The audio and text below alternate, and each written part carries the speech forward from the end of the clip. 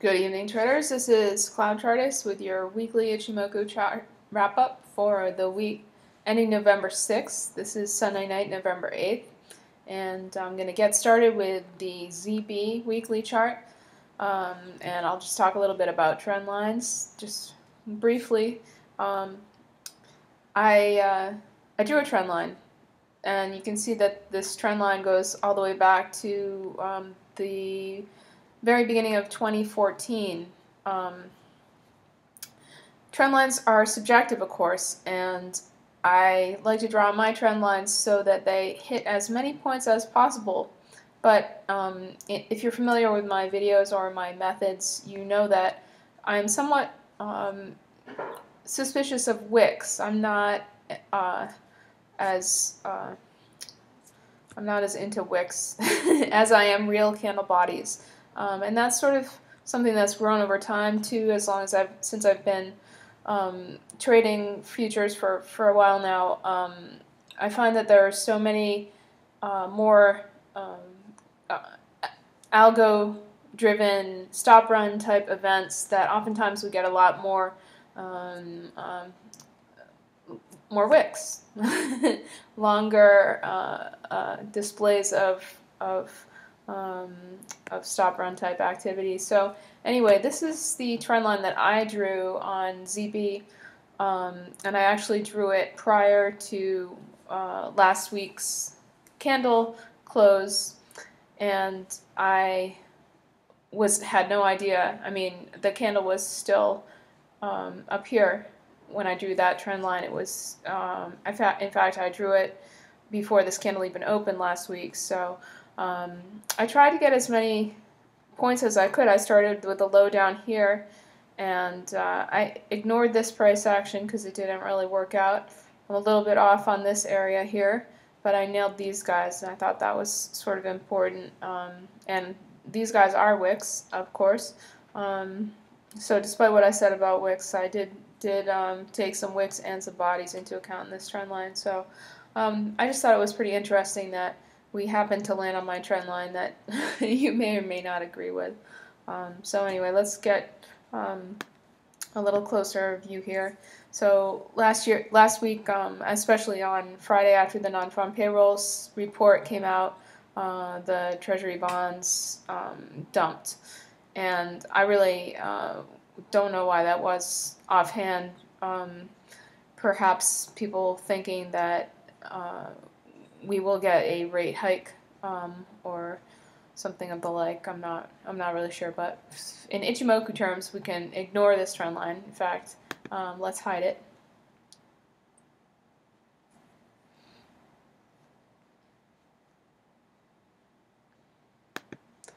And let's just look at the Ichimoku. So we see that this bearish candle is in a downtrend, obviously, and we have lost the support of the Kijun-sen and the Tenkan-sen and the top of the cloud. In fact, last week we did close inside the cloud, so we did retain the support of the Tenkan-sen. We no longer have that, but price is in neutral territory here in Ichimoku terms. It's inside the cloud, and throughout the cloud there is support in Ichimoku. We note the Chikou over here, this red line representing price action time shifted 26 periods into the past, is underneath the Kijun-sen. It was unable to hold the Kijun-sen support. Whatever the Chikou does over here has influence over price action over here. So what can we look for in the future? Well, we could potentially note that this area where price actions stopped selling and started reversing, if we draw a trend line, if we just draw a horizontal line, we can see that it was prior resistance from this area here and this area here. So we could get a reversal to the upside based on prior resistance becoming support, or we could continue selling to the bottom of the cloud here, which is 150.15. I wouldn't be surprised to see either one of those scenarios. So if we do lose the low of last week's candle, then I would expect a potential test of support down here at 150.18. A weekly close underneath the cloud would change the bias on 30-year Treasury bonds from neutral to bearish. it's been we've been bullish for quite some time, since way back here when we popped out of the cloud, and we just became neutral in these last 2 weeks. So we'll see what happens. If we do get a move to the upside, we can look for potential resistance at 154.14, the Kijun-sen, or wherever the Kijun-sen reopens. The Kijun-sen could open lower, or the and then above that the Tenkan-sen, which is currently at 156.06, and then the top of the cloud, which is about at the same level at this point as the Tenkan-sen, that 156.06 level. I realized it was a bit unconventional of me to start with the 30-year, but I just happened to have it open and found it interesting. So let's go to some regular indexes. Let's look at the ES. The ES last week put in continue its uptrend, but it's interesting to note that the body of the candle is contained within this rectangle that I had previously drawn. It's also called a window in Ichimoku terms. It just basically outlines the gap, this prior gap here. I left it on there because it seems to be important. And you see that this candle was rejected by the window. This candle was rejected precisely at the top of the window, and then this candle filled its body inside the window. So let me zoom in so you can see that a little bit better. So the close was 2093.50. The top of the rectangle is 2094.75. So we closed slightly under the top of the window, but that area is obviously proven to be resistance in the past. So we could continue sideways and continue to stay inside this gap window area. We could come down and test the top of the cloud. Next week the top of the cloud was at around 2060. Or if we do move higher, we do have some prior resistance at around the 2120 area. You can see horizontal resistance. We do note that the Chikou here is underneath this candle here and was unable to get through the body of the candle here, found resistance there. So next week it's going to be over here, one candle over. We could find resistance at the bottom of the candle body here, which is where we did find resistance last week at approximately, let's see what that was. That was 2110. See what the high here was. Yeah, 2110.25 was what the high is. So exactly. So keep an eye on that 2110 level as offering potential resistance for next week. And then if we break over that, I wouldn't be surprised to see a retest of, the 2120 area. And then of course we have the 2134 above that. We do have a bull cross inside the cloud, which isn't that meaningful at this point. The Tenkan-sen really needs to make a lot of progress up and out of the cloud in order for it to start offering support to current price action. So that's about it for the ES. Let's look at crude. I've been forgetting crude lately. Terrible. So last week crude actually surprised me. I didn't expect to see it sell off so hard as it did, but we saw that it was unable to. The prior week it was unable to close above the Tenkan-sen, and again it was rejected by the Tenkan-sen. Tenkan-sen is currently at 46.75. We did trade over the Tenkan-sen, and then got flat out rejected from that. The dollar made a ridiculously huge, incredible move on Friday, and that put a lot of pressure on commodities, and crude was obviously one of them. So we closed pretty much near the lows on crude, and not in a particularly meaningful number either, as far as I'm concerned. So overall, the chart on crude is bearish, and so I'm expecting sideways to down with resistance at that 46.75 level above, and potentially looking for maybe, I think there's a small weekly gap here. Let's see, the close here, 43.75, 43. Yeah, there's a 20-cent gap here that we could fill down to 43.58, so we could test that area. That's also sort of where these bottoming candles have come in before, so that's possible level 43.58. Otherwise, we could retest this prior support at 40.25 eventually. If we do move higher and we get above this 46.75 area, we can look for a potential test of the Kijun-sen above at 49.80, but that's pretty far away at this point. And then, of course, we do have some, plenty of gaps to fill above before we get to the cloud. All right, let's look at the NASDAQ. NASDAQ continued on its bullish track higher into what Andrew would call the bubble zone. Overall, this chart is fully bullish in Ichimoku terms. The only thing we have to look out for is that we are putting in some topping tails as we move higher. This candle body was actually bigger than the prior week's candle body, which shows that there's not a lack of momentum higher. If this candle body had been smaller than this prior candle body, that would have shown a lack of momentum higher, but that's not the case.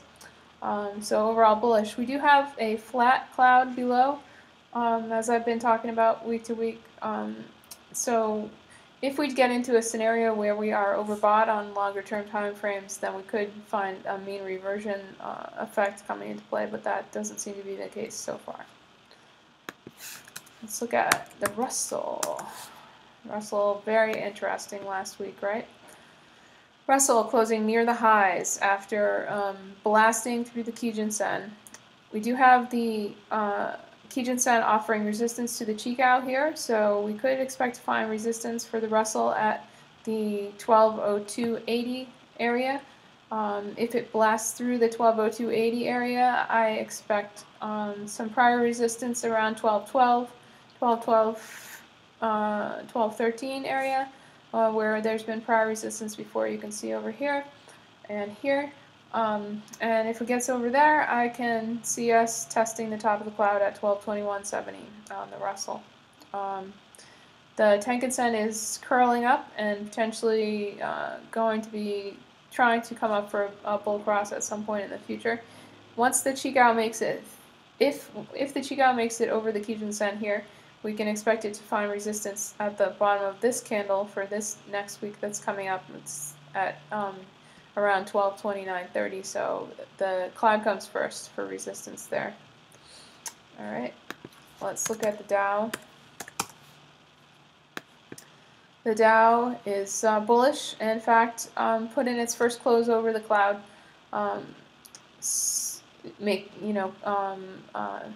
confirming the change of overall bias from neutral to bullish. We do note that the Chikou is right up against the Tenkan-sen, so that could be a problem going forward. And next week, the Tenkan-sen will be, the Chikou will be over here more, so the resistance will be slightly higher, up at 17,863 thereabouts, and then we will have some resistance up here at around 18,118. We do have a bull cross underneath, but since it's far below and underneath the cloud, it's not that significant. But overall, as long as we maintain above the cloud, then the Dow is bullish. To be fully bullish, though, we need to see the Chikou above the candles. Let's see. Let's look at the metals. Crazy week for the metals, and not ending too well for precious metal bulls. We see that gold is fully bearish, a very, very bearish candle that, as I said, that dollar strength really killed precious metals on Friday. And we put in a close below prior closes here. We didn't put in a new low yet because we do have this spike low down here at 1072.30. And I would not be surprised to see a potential retest of that spike low. Not that far away. We're at 1088.90. Let's quickly take a peek at the monthly on gold, get some more clues. Monthly looks real bearish too. The Chikou has lost the cloud support here, and we are getting a Tenkan smackdown. This looks very bearish to me on gold. I would not be surprised to see a move down even to the $1,000 level. I know that's painful if you're a gold bull, but that's on the monthly. Let's go back to the weekly. If we do get a bounce higher, we will have resistance at the Tenkan-sen above at 1138 or wherever the Tenkan-sen opens up on the new candle. Let's look at silver.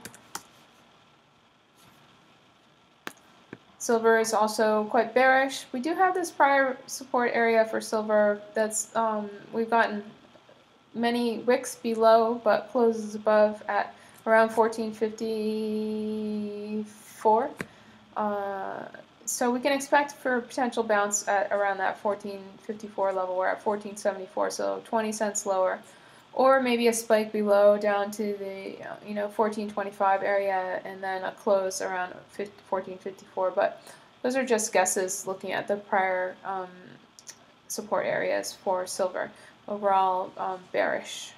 We can just briefly look at the monthly on silver too. Well, maybe I will not. Maybe I'll. All right. Yeah, so we see that we're coming down to this prior consolidation area from back in the the early 2006, 2007 time period. And then we made some zigzags and came down and consolidated in the same area previously. So I wouldn't be surprised to see some consolidation down around the I hate to say it, 1228, 1250 area, but we'll see. Cross that bridge when we come to it, but overall bearish on the monthly time frame for silver as well. So we'll just concentrate for now on this 1450 area, thereabouts. All right, let's look at, I already did ZB, let's look at the 10 years, the ZN. 10 years looking bearish as well, lost the cloud and lost the Kijun-sen. Do have some potential horizontal support coming in, down around 120, 125 area. The Chikou is underneath the cloud, so it doesn't really have any support period for itself. So overall, this just looks pretty bearish to me in Ichimoku terms for the 10-year. Let's look at some grains. Let's look at corn. Corn looking bearish under the cloud, small bottoming tail, but otherwise I think that it wouldn't be that surprising if we tested this prior area of support, 362.30, and then if we go even lower, that 350.50 area, 350 area. Let's look at wheat. Wheat, on the other hand, is in uptrend. So if we continue higher, we do have a pretty big topping tail on last week's candle, but if we do continue higher, we could test the top of the cloud. I'm sorry, the bottom of the cloud at 535.75 area. If we trade lower, we could test the Tenkan-sen, which is curving up, and I expect it to be opening up probably a bit higher next week. Not really sure, maybe around 500. Let's look at soybeans. Soybeans looking pretty much like a bear flag breakdown. Tenkan-sen rejecting price action after we got a close just slightly under the Tenkan-sen last week, came up, tested over, and then sold off. So not looking good for soybeans at the moment. I won't be trying to pick the bottom on these charts. Oats, we were unable to close above the Tenkan-sen again. I shouldn't say again. For the first time, we were unable to close above the Tenkan-sen, so pretty bearish for oats. Maybe we could potentially even retest the 213, 212 area below if we get going. But we do have a little bit of prior support from this area here. So we could potentially just continue moving sideways. We'll see what happens with oats. but bearish overall. Resistance at that 246.75, Kijun Sen above, but that's quite a ways up. Let's look at bean oil. Bean oil is managing to hold the Tenkan Sen here so far, so if we can just keep an eye on that Tenkan Sen support at 27.83. Then if we do move lower, 26.75, then 26.20 area. Let's look at coffee. Coffee's had my eye on coffee. Continues to move lower. But kind of chopping sideways at this point. We do have flat Tenkan Sen and flat Kijun Sen above.